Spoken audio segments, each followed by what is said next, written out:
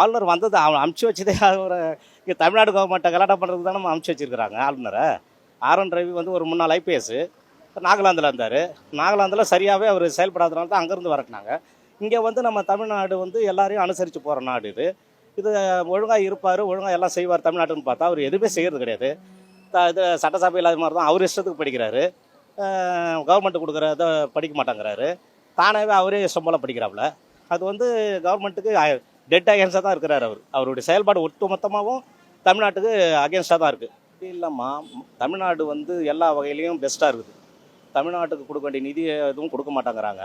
தமிழ்நாடு எது கேட்டாலுமே அவங்க வந்து மத்திய அரசு கொடுக்க மாட்டாங்க. அவங்க வந்து சில கோரிக்கைகளை வந்து மாநில கவர்மெண்ட்டுக்கு வைக்கிறாங்க.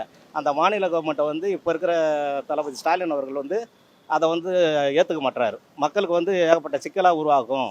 நீங்கள் கொடுக்குற அந்த மசோதெல்லாம் மும்மொழி கொள்கை ஆகட்டும், இன்னும் மற்றது ஏதாவது இருக்கட்டும், எதுவுமே வந்து இங்கே மாநிலத்துக்கு செட் ஆகாது. உங்களுடைய இந்தி திணிப்பாகட்டும், இது எல்லாமே சரி வராது அப்படிங்கிற அந்த கான்செப்டில் இவர் ஒத்துக்க மாட்டுறாரு. அதனால தான் கவர்னரை வச்சு இங்கே 2வது கவர்மெண்ட்டா அவரை வச்சு பண்ணின்னுக்கிறாங்க.